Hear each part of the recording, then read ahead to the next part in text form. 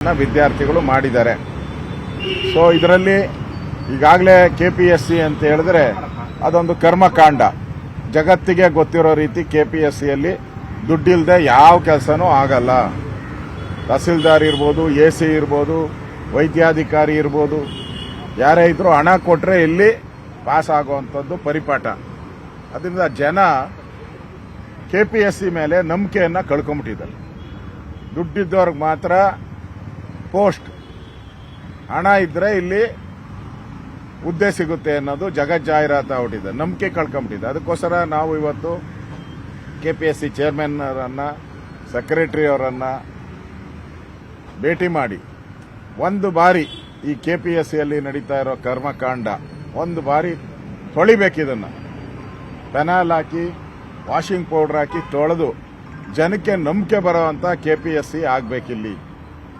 ಜನ ವಿಶ್ವಾಸ ಇಡಬೇಕು. ನಮ್ಮ ಮಕ್ಕಳಿಗೆ ಇಲ್ಲಿ ಎಕ್ಸಾಮ್ ತಗೊಂಡ್ರೆ, ಎಕ್ಸಾಮ್ ಬರೆದ್ರೆ ಮೆರಿಟ್ ಮೇಲೆ ಇಲ್ಲಿ ಉದ್ಯೋಗ ಸಿಗುತ್ತೆ, ಹಣದಿಂದ ಸಿಗಲ್ಲ ಅನ್ನೋ ಒಂದು ವಿಶ್ವಾಸವನ್ನ ಮೂಡಿಸುವಂತ ದಿಕ್ಕಿನಲ್ಲಿ ಇದನ್ನ ಸಿಬಿಐ ತನಿಖೆ ಕೊಡಬೇಕು ಅನ್ನೋ ಆಗ್ರಹವನ್ನ ನಾವು 3 ಜನ ಮಾಡಿದಿರಿ.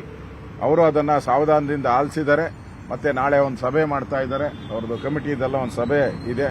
ಆ ಸಭೆಯಲ್ಲಿ ನಮ್ಮ ಲೆಟರನ್ನ ಇಟ್ಟು ಸಿಬಿಐ ತನಿಖೆ ಕೊಡೋದ್ರ ಬಗ್ಗೆ ನಾವು ಪ್ರಾಮಾಣಿಕವಾಗಿ ಪರಿಶೀಲನೆಯನ್ನ ಮಾಡ್ತೀರಿ.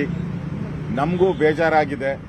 ಕೆಪಿಎಸ್ಸಿಯಲ್ಲಿ ಏನು ಸರಿ ಮಾಡುವಂಥದ್ದು ಒಂದು ದಿಕ್ಕಿನಲ್ಲಿ ಎಲ್ಲಾದರೂ ಒಂದು ಕಡೆ ಆಗಬೇಕಾಗಿತ್ತು ಅನ್ನೋ ಮಾತನ್ನು ಹೇಳಿದ್ದಾರೆ. ಅದರಿಂದ ನಾವೆಲ್ಲ ಆಗ್ರಹ ಮಾಡ್ತಾ ಇರೋದು, ರಾಜ್ಯ ಸರ್ಕಾರ ಈಗಾಗಲೇ ಏನು ಕಂಪ್ಲೇಂಟ್ ಕೊಟ್ಟಿದ್ದಾರೆ, ಕೆಪಿಎಸ್ಸಿಯಿಂದ ಕಂಪ್ಲೇಂಟ್ ಕೊಟ್ಟಿದ್ದಾರೆ. ಕಂಪ್ಲೇಂಟ್ ಕೊಟ್ಟ ಮೇಲೆ ಆಗಲೇ ಅವನ್ನ ಬೇಲ್ ಮೇಲೆ ಬಿಡುಗಡೆನೂ ಆಗೋಗ್ಬಿಟ್ಟಿದೆ. ನಾನು ಕೆಪಿಎಸ್ಸಿ ಚೇರ್ಮನ್ರ ಅಧಿಕಾರಿ ಕೇಳಿದೆ, ಇದುವರೆಗೂ ಸುಮಾರು 4 ಕಂಪ್ಲೇಂಟ್ ಅಂತ ಕೊಟ್ಟಿದ್ದಾರಂತೆ ಕಳೆದ 1-2 ವರ್ಷಗಳಲ್ಲಿ. ಯಾರಿಗೂ ಶಿಕ್ಷೆನೇ ಆಗಿಲ್ಲ. ಕೆಪಿಎಸ್ಸಿ ಕೊಟ್ಟಂತ ಕಂಪ್ಲೇಂಟ್ ಅನ್ನ ಪೊಲೀಸವರು ತೆಗೆದುಕೊಂಡು ಕಸದ ಬುಟ್ಟಿಗೆ ಹಾಕ್ಬಿಟ್ಟಿದ್ದಾರೆ. ಮಾತತ್ರ ಬೇಲ್ ತಗೊಂಡಿದ್ದಾರೆ, ಹಾಗೆ ಹೀಗೆ ಅಂತ ಹೇಳೋದು. ಒಬ್ಬರಿಗೂ ಶಿಕ್ಷೆ ಆಗಿಲ್ಲ. ಶಿಕ್ಷೆ ಆಗಿಲ್ಲ ಅಂತ ಹೇಳಿದ್ರೆ ಇಲ್ಲಿ ಕೆಪಿಎಸ್ಸಿಯಲ್ಲಿ ನಿರಂತರವಾಗಿ ಕರಪ್ಷನ್ ನಡೀತಾ ಇರೋದೇ ಕಡಿವಾಣ ಹಾಕಕ್ಕೆ ಸಾಧ್ಯನೇ ಇಲ್ಲ. ಅದನ್ನು ಕೂಡ ಅವರು ಬಹಳ ನೋವಿನಿಂದ ಕೆಪಿಎಸ್ಸಿ ಅಧಿಕಾರಿಗಳು ಹೇಳಿದ್ರು, ನಾವು ಕಂಪ್ಲೇಂಟ್ ಕೊಟ್ರೆ ಏನು ಉಪಯೋಗನೇ ಆಗಲ್ಲ ಪೊಲೀಸ್ ಸ್ಟೇಷನ್ ಅಲ್ಲಿ, ಅದರಿಂದ ನಾವು ವಿಶ್ವಾಸ ಹೊರಟೋಗಿದೆ ಅನ್ನೋ ಮಾತನ್ನು ಹೇಳಿದ್ದಾರೆ. ಅದರಿಂದ ಈ ಎಲ್ಲಾ ದೃಷ್ಟಿಯಿಂದನೂ ಮುಂದೆ ಬರುವಂತ ಅಧಿವೇಶನದಲ್ಲಿ ಇದರ ಬಗ್ಗೆ ದೊಡ್ಡ ಹೋರಾಟವನ್ನ ನಾವೆಲ್ಲರೂ ಕೂಡ ಮಾಡ್ತೀರಿ. ಅದಕ್ಕೆ ಮುಂಚೆ ವಿದ್ಯಾರ್ಥಿಗಳು ಕೂಡ ಇವತ್ತು ಫೋನ್ ಮಾಡಿದ್ರು.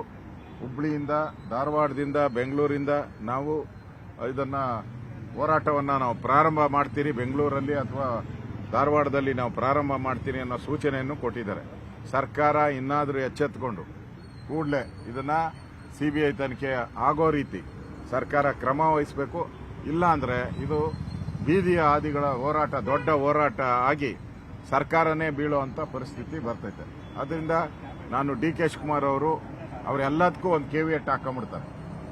ಅವರು ಕೆವಿಯಟ್ ಮುಖ್ಯಮಂತ್ರಿ.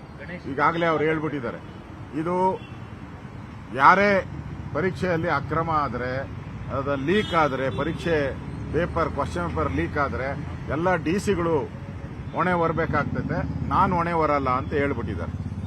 ಅಂದ್ರೆ ಕೇಂದ್ರದಲ್ಲಿ ಆದರೆ, ಕೇಂದ್ರ ಸರ್ಕಾರದಲ್ಲಾದ್ರೆ ಅಲ್ಲಿ ಮಂತ್ರಿ ಹೊಣೆ ಹೊರಬೇಕು, ಅಧಿಕಾರಿಗಳಲ್ಲ.